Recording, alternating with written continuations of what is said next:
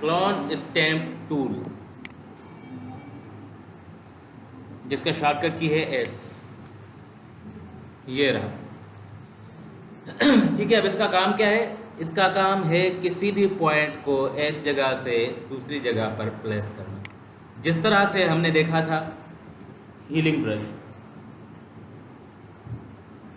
देखें, healing brush में जो था स्पॉट हीलिंग नहीं, हीलिंग मैन्युअली, हम यहाँ से कोई भी सैंपल उठा रहे थे और वो किसी भी जगह पर जब हम पेंट कर रहे थे तो वो वहाँ पर पेंट हो रहा था, लेकिन according to needs. According to needs से मेरी मुराद है कि उसकी जो एडजस्टमेंट और लाइटिंग थी वो वेरिएबल थी, वो ऑटोमेटिकली एडजस्ट हो रही थी। जैसे कि मैंने यहाँ से थोड़ा सा डार्क एरिया लिया और जब उसे यहाँ पर पेंट किया तो ये ऑटोमेटिकली लाइट हो गया और इसने उसको एडजस्ट करने की अपनी तरफ से कोशिश की। लेकिन अब हम चलते हैं क्लोन स्टैम्प की तरफ। क्लोन स्टैम्प टूल, इसका काम भी वही है, एक जगह से स्टैम्प उठाना और दूसरी जगह पर पेच करना। ठीक है, क्योंकि अभी मैंने अल्ट से एक सैंपल लिया हुआ था इसीलिए काम कर रहा है। लेकिन देखें, मैं यहाँ से सिमिलरली पहले इसका सैंपल सेलेक्ट करता हूँ। अब इसको मैं कहीं पर भी पैच करूँगा तो ये एज इट इज़, जिस तरह से उसने वहाँ से उठाया था वो ही उठाकर कहीं पर भी एज अ स्टैम्प पेंट कर देगा। ठीक है,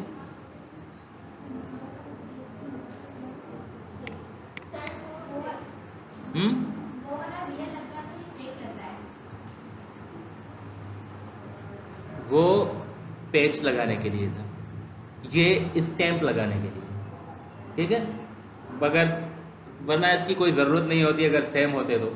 ठीक है, अब इसमें क्या चीज़ है ये देखें, ये मैंने यहाँ से सैंपल उठाया और इसे यहाँ पर पेंट किया। अब ये चीज़ दोबारा वही स्टैम्प कहीं पर भी मैं पेच कर सकता हूँ।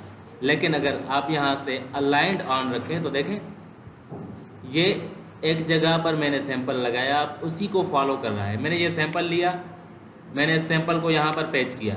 अब देखें, ये इसी लेगेसी को कंटिन्यू कर रहा है, वही स्टेप वही सैंपल दोबारा पेंट नहीं कर रहा।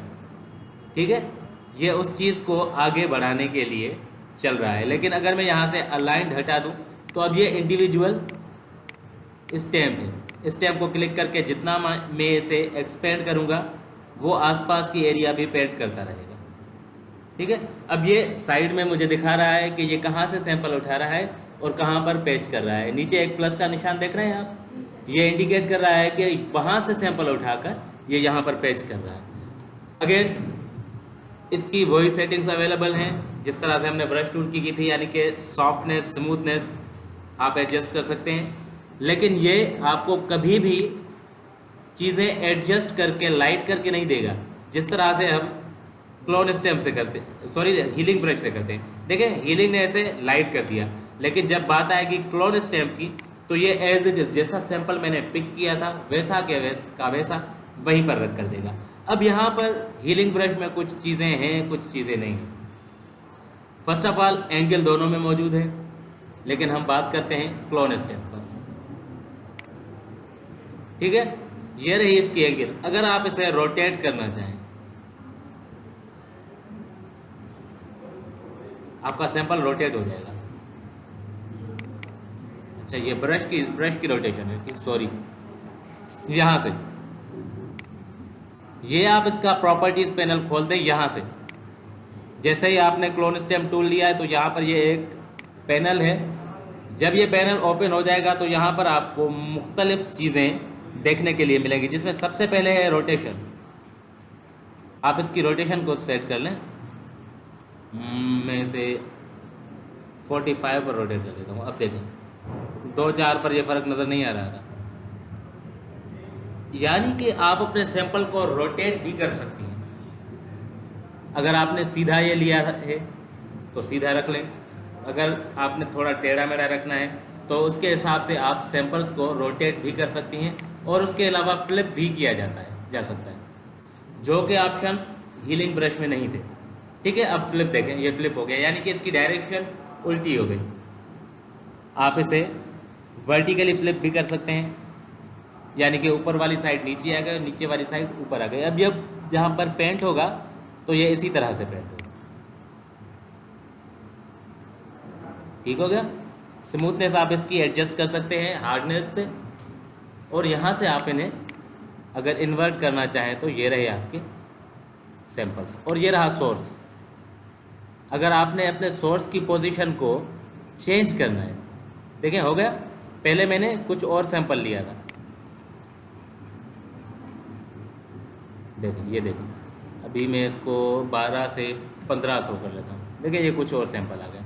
यानी कि अगर आपको थोड़ा बहुत एडजस्टमेंट करनी है सैंपल में तो वो यहाँ से की जा सकती है, जिसकी ज़्यादा ज़रूरत है नहीं।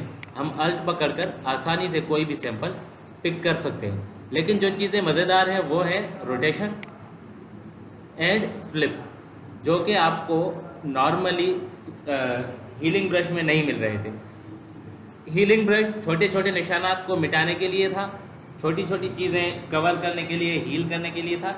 लेकिन ये किसी भी पैटर्न को कंटिन्यू रखने के लिए या किसी भी चीज़ को आगे बढ़ाने के लिए एज अ स्टैम्प काम आता है।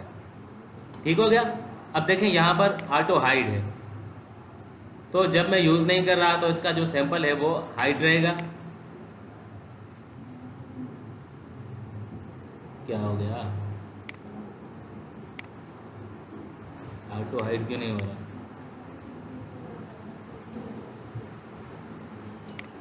इसका काम ये होता है कि अगर आप यूज़ करें तो ये सैंपल ज़ाहिर हो, वरना ज़ाहिर ना हो। ऑटो हाइड में इस तरह से होता है, लेकिन इस टाइम काम नहीं कर रहा। देखते हैं। उसके बाद है इन्वर्ट, यानी कि इसको उलट कर दिया, इन्वर्स कर दिया। अब इन्वर्ट का मतलब होता है किसी भी चीज़ को इन्वर्ट करना, उल्टा करना, in the form of colours. देखें यहाँ पर मैं एक सर्किल बना रहा हूँ न्यू लेयर पर, या कोई भी शेप बना रहा हूँ, सर्किल नहीं बना रहा। कौन सा कलर है इसका? Red, some sort of red. मुझे पता है लड़कियों के लिए परफेक्ट रेड नहीं है, लेकिन रेड की कैटेगरी में आता है तो ये रेड हो गया। ठीक है। लेकिन अब हम इसे अगर इन्वर्ट करेंगे तो ये कौन सा होगा? ये कुछ इस तरह से बन जाएगा। कलर इन्वर्ट का मतलब होता है कलर को उलट कर देना, यानी कि अगर वाइट होगा तो ब्लैक हो जाएगा, ब्लैक होगा तो वाइट हो जाएगा। एक कलर व्हील होता है, उसमें जो कलर्स अपोजिट होते हैं जी, control I to invert colours. ठीक है। अब ये चीज़ समझाने का मकसद ये था कि अगर हम किसी भी इमेज को इन्वर्ट करते हैं तो ये ऐसे हो जाएगा, कंट्रोल प्लस आई। जी बेटा आते हैं उस पर भी आते हैं। ठीक है। अब देखें ये क्या हो गया, जहाँ पर वाइट था वो ब्लैक हो गया। जिस तरह से पुराने ज़माने में हमारे पास कैमरा के फ़ोटो होते थे तो उनकी नेगेटिव कॉपी होती थी छोटी सी, शायद आपको याद हो। ठीक है। तो वो कुछ इस तरह से होती थी। ठीक है।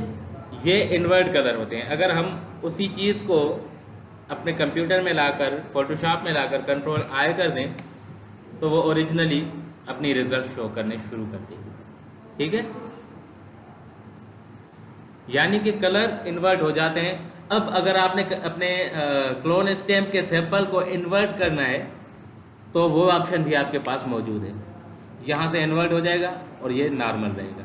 ये इसकी साइज़ हो गई।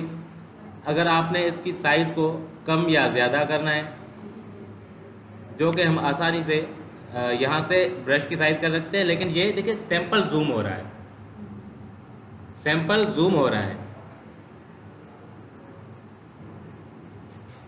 ठीक हो गया। सैंपल जो है वो जूम हो रहा है, करीब आ रहा है। अब ये देखें, इसकी साइज़ देखें और इसकी साइज़ देखें। ये जो साइज़ है ये हमारे इमेज की साइज़ है, और इसे हम फ्लिप कर रहे थे, जो कि मुझे बिल्कुल अंदाज़ा नहीं था कि इस तरह से होगा। क्योंकि जब हम नॉर्मली इस चीज़ को पुराने वर्जन्स में करते हैं तो ये सिर्फ़ और सिर्फ हमारे ब्रश की साइज़ को इंक्रीज़ करता है, वगरना इमेज वहीं पर रहता है। ये इन्होंने अच्छी अपडेट दी है। और अब आप सैंपल को यहाँ पर पेंट कर सकते हैं। ठीक हो गया। जैसे कि आपने मुझसे पूछा कि इस टूल का काम क्या है। इस टूल का काम है मुख्तलिफ़ चीज़ों को मिक्स करना, मुख्तलिफ़ इमेजेस को मिक्स करना। फॉर एग्ज़ाम्पल जैसे कि अगर आपके पास दो इमेजेस हैं या एक इमेज है, एक की थोड़ी सी चीज़ें ओवरलैप करनी है बगैर लेयर मूव किए, अगर हम वैसे नॉर्मली करें ब्रश टूल से और इरेजर से कर सकते हैं दो चीज़ों को मिक्स, लेकिन उसमें हमें मुख्तलिफ लेयर्स चाहिए होते हैं। लेकिन यहाँ पर हम एक सैंपल दूसरे सैंपल पर प्लेस कर सकते हैं, जैसे कि मैं अभी आपको करके दिखाऊं। ये मैं सैंपल लेता हूँ और यहाँ पर रखते हैं।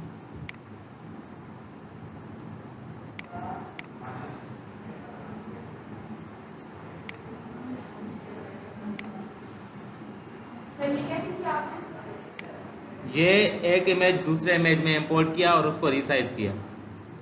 रिसाइज के लिए यहाँ पर आपको ट्रांसफॉर्मेशन बॉक्स आ जाता है। इंपोर्ट कैसे किया? ड्रैग करके ड्रॉप कर दिया। ये यहाँ से मैंने ऐसे उठाया, यहाँ पर आ गया अल्टर टैब के साथ और इसके ऊपर से फेंक दिया, ये इसके अंदर आ जाएगा। ठीक है, अब आप एक सैंपल उठाकर दूसरे पर पैच कर सकते हैं। लेकिन जैसे कि फॉर एग्जांपल ये ऐसा मुझे चाहिए, मैंने क्लोन स्टैम्प लिया,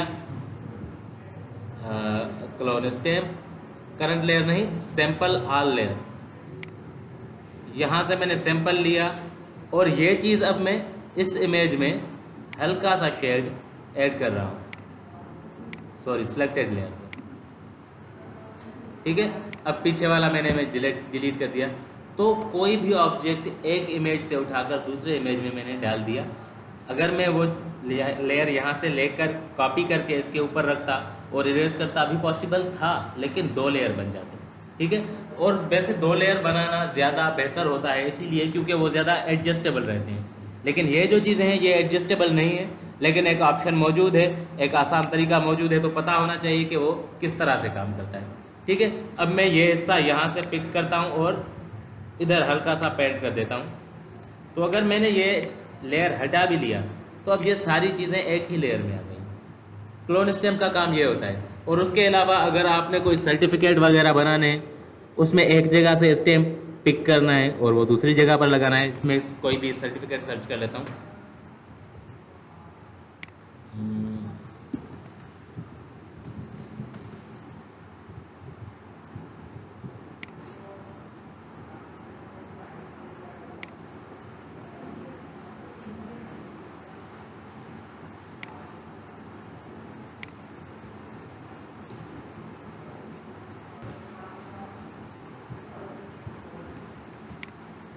अब ये देखें, ये प्योरली एक साफ हिस्सा है।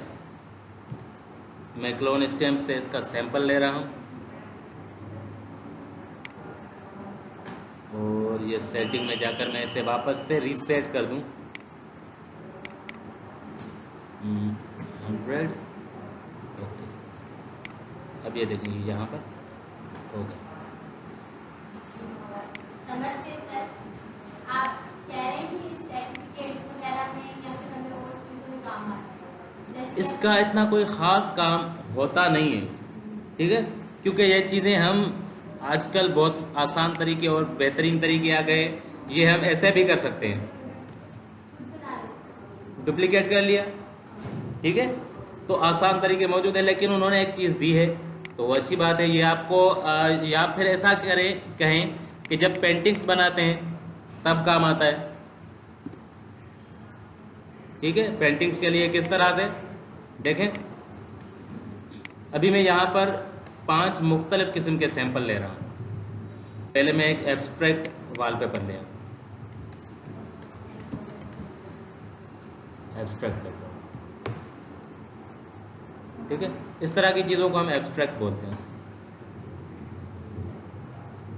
ये आ गया। अब ये मेरा एक कैनवास बन गया।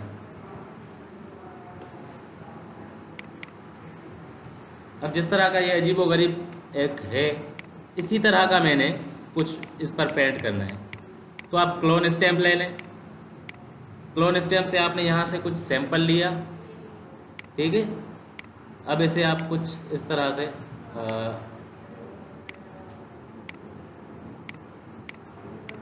ठीक है। अब देखें एक और ज़रूरी बात, कि ज़रूरी नहीं कि आप एक वक्त पर एक ही सैंपल लें। जिस तरह से हम काम कर रहे थे हीलिंग ब्रश पर, तो एक सैंपल लेने से दूसरा सैंपल गायब हो गया। अब देखें मेरा सैंपल ये लिया हुआ है, लेकिन मैंने यहाँ से दूसरा सैंपल पिक किया तो पहला वाला हट गया। लेकिन ये ज़रूरी नहीं है कि हर बार ऐसा ही हो, ठीक है। यहाँ पर एक ऑप्शन मौजूद है मल्टीपल सैंपल्स का, यानी कि अगर आपको मल्टीपल सैंपल्स चाहिए तो 1 2 3 4 5 सैंपल्स मौजूद हैं। अभी मैं एक सैंपल नंबर 1 जो है मैंने ये लिया है और इसका स्केल में 200% कर देता हूँ, ठीक है, 2000 नहीं 200। चलते हैं दूसरे पर, और दूसरा सैंपल मैं यहाँ से लेता हूँ। ये दूसरा सैंपल आ गया, इसको मैं 150 पर ले जाता हूँ। सैंपल नंबर 3 वहीं से सैंपल लेता हूँ और इसको 100% रहने देता हूँ, ठीक है। अब हमारे पास मल्टीपल सैंपल्स हैं, हम कोई भी सैंपल किसी भी टाइम पांचों में से रिपीट कर सकते हैं। जैसे कि मैंने आपको बताया, कोई एब्स्ट्रैक्ट चीज़ आपने बनानी हो तो आप इस तरह से बना सकते हैं।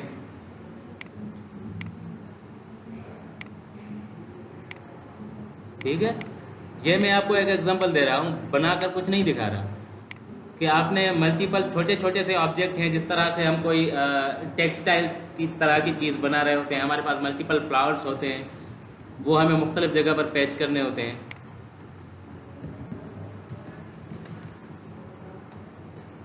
पैटर्न बनाने के लिए, जैसे कि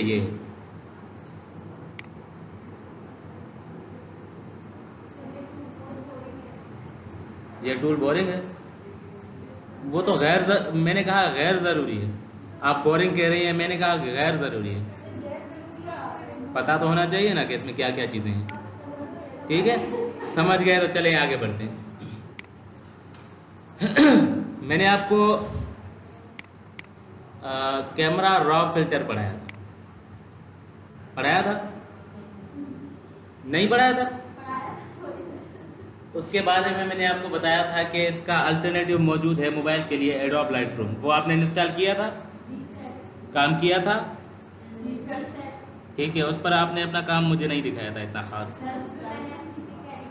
हाँ ठीक है, अपनी तस्वीरें एडिट करें, किसी और की तस्वीरें एडिट करें, मुझे दिखाएं। अब हम चलते हैं एडजस्टमेंट मेन्यू की तरफ। देखिए ये एक मेन्यू है, एडजस्टमेंट मेन्यू। इमेज, थोड़ा सा इधर ध्यान दें, इमेज के अंदर एडजस्टमेंट। अब देखिए ये पूरी की पूरी चीज़ें हैं जिससे हम किसी भी फ़ोटो की adjustment, colour, lighting and settings कर सकते हैं, ठीक है। ये चीज़ें आपको मैंने कैमरा रॉ फिल्टर के थ्रू भी बताई थी, लेकिन ये मैन्युअली भी सीखना ज़रूरी है, क्योंकि हमारा जो नेक्स्ट स्टेप होगा फ़ोटो मैनिपुलेशन का, उसमें ये चीज़ें काफ़ी काम आएंगी। आज हम बात करेंगे लेवल्स की और कर्व्स की, ठीक है। सबसे ऊपर है लेवल्स एंड कर्व्स। लेवल्स के लिए शॉर्टकट की है कंट्रोल L।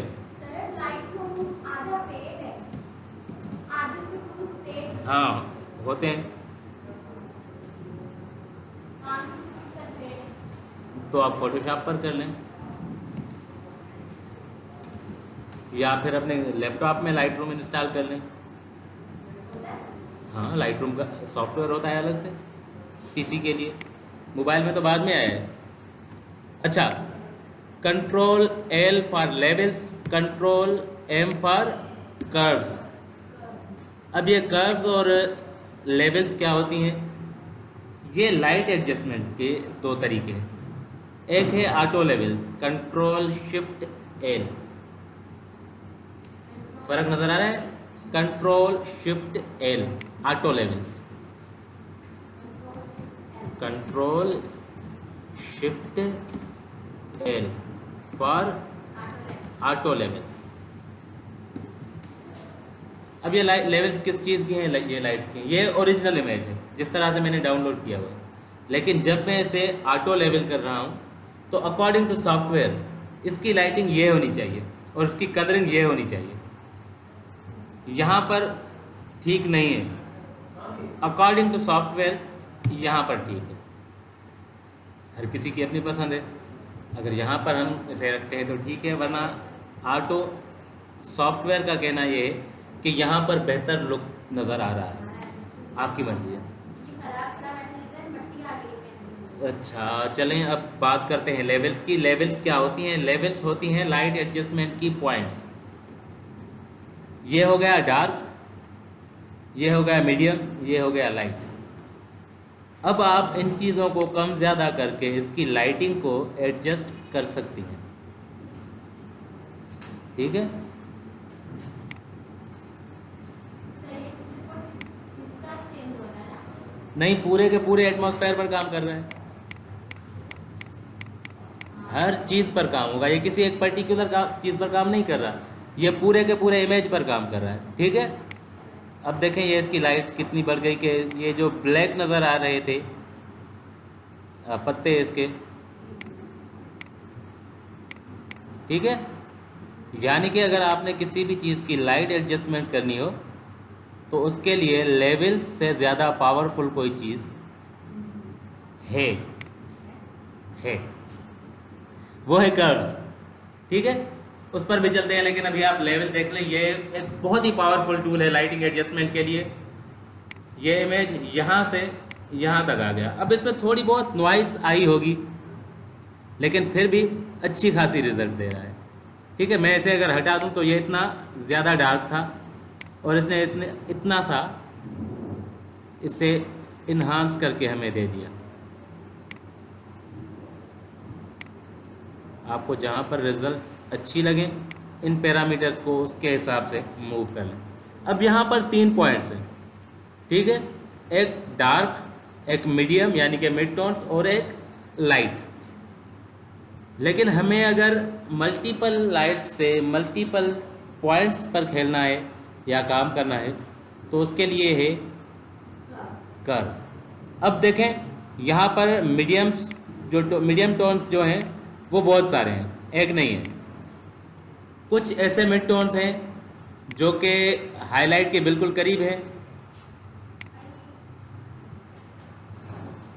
कुछ ऐसे मिड टोन्स हैं जो कि हाईलाइट के बहुत करीब हैं, कुछ ऐसे हैं जो शेडोज़ यानी कि डार्क्स के बहुत करीब हैं।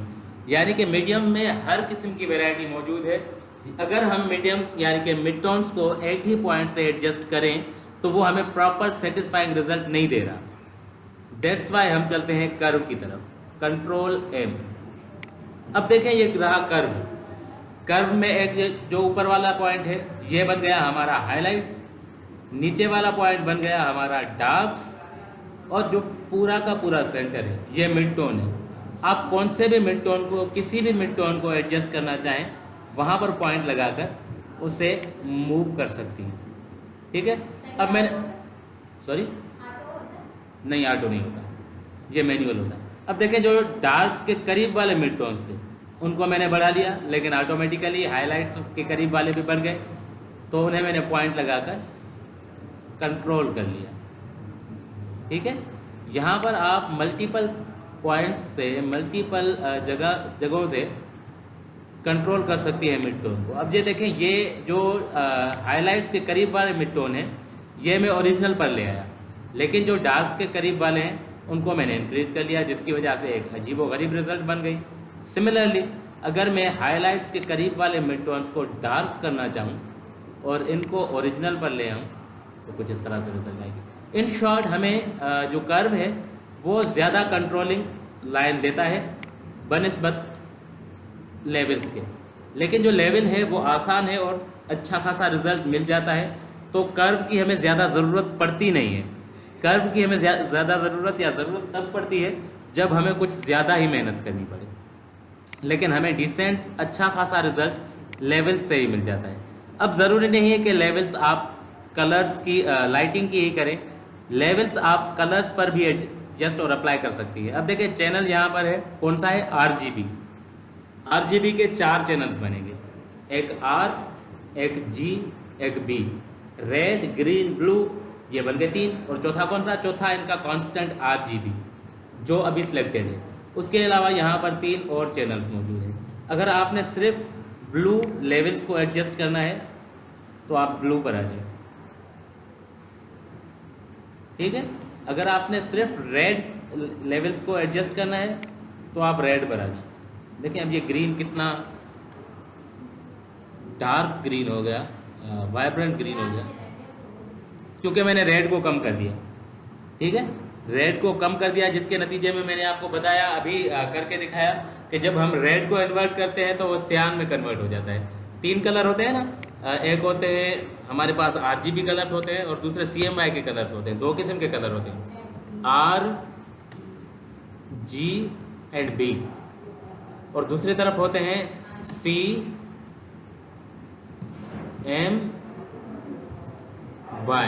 ठीक है, के जो है ब्लैक वो कांस्टेंट हो जाता है। दो किस्म के कलर होते हैं, एक RGB, दूसरे CMY के। अब रेड जो है उसका अपोजिट होता है सियान, सीफा सियान।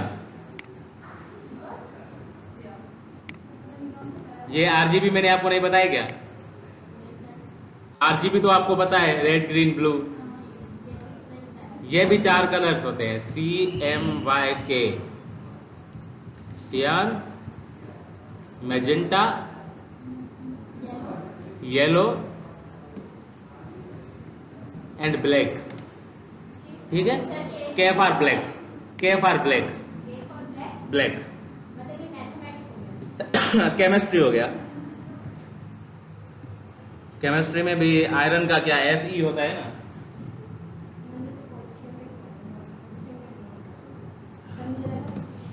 Red, green, blue.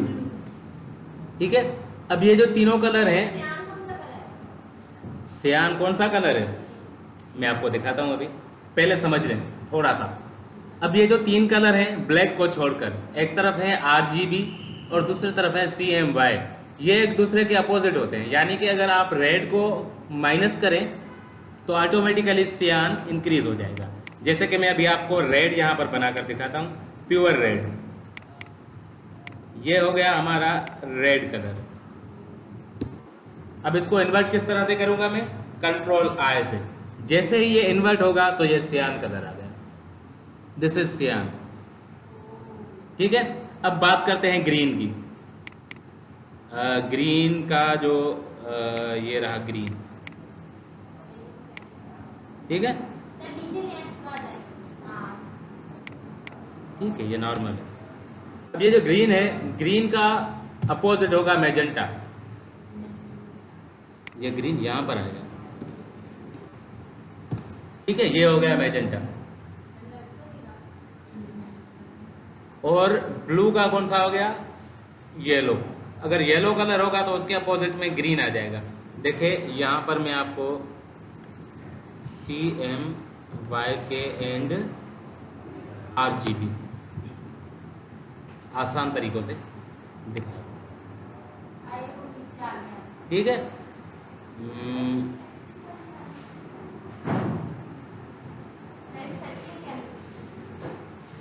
ये रहे CMYRGB।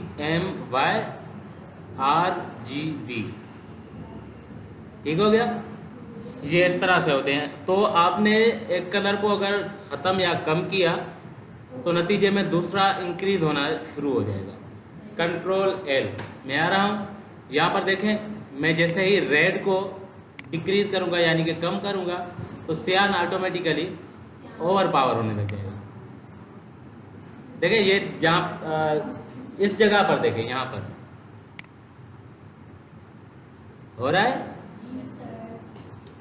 तो इस तरह से हम बेसिक लाइट्स और कलरिंग की एडजस्टमेंट करते हैं। अब ये करते क्यों हैं, किस लिए, क्या ज़रूरत पड़ती है?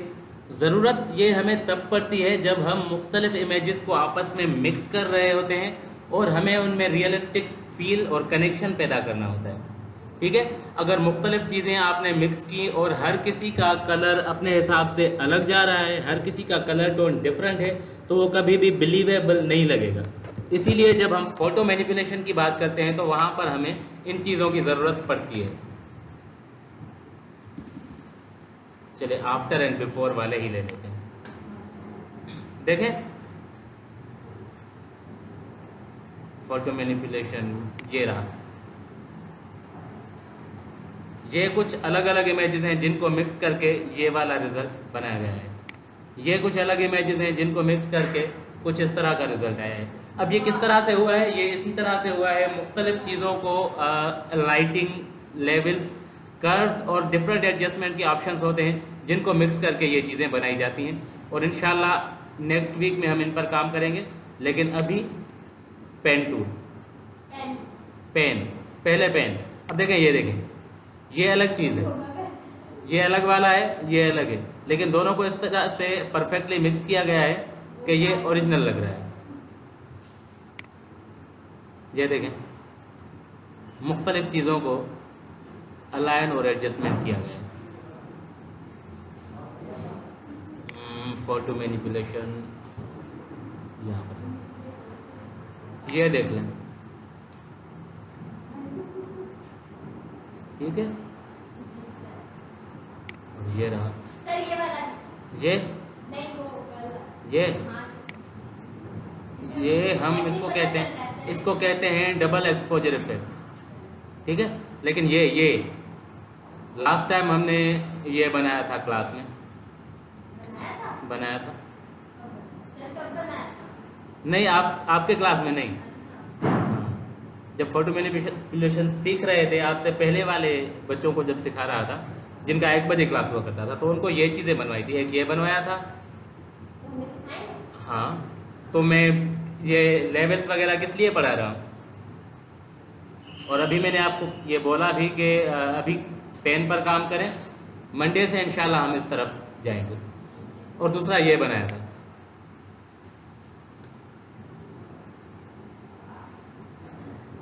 ये देखिए, ये कितना ज़बरदस्त बना हुआ है। बहुत जबरदस्त हो जाएगा। आसान है बिल्कुल। नहीं सर, आसान नहीं है। सर आपकी सब कुछ आसान है ना? नहीं, मेरे लिए आसान होता तो मैं आपको ये कह देता कि पेन भी आसान है, लेकिन वो चीज़ आसान नहीं थी तो नहीं थी, लेकिन जो चीज़ आसान है सर वो आपको आसान है। आसान लग रही है पेन। हाँ, अभी आहिस्ता आहिस्ता प्रैक्टिस है। अब इसमें मुश्किल चीज़ें क्या होती हैं, मुश्किल चीज़ें इसमें होती हैं उन परफेक्ट चीज़ों का परफेक्ट मैच मिल जाना, ठीक है। लेकिन एडजस्टमेंट, दोनों को चीज़ों को मिक्स करना इतना मुश्किल नहीं होता, लेकिन ऐसी चीज़ें मिलना है कि जिनका आपस में जुड़े हुए दिखना मुनासिब हो, वो मुश्किल होता है। खैर, हम इन चीज़ों को देखेंगे, करेंगे इन चीज़ों को ट्राई सबको, लेकिन अभी पेन पर काम करें। सर होमवर्क होमवर्क दे देता हूँ।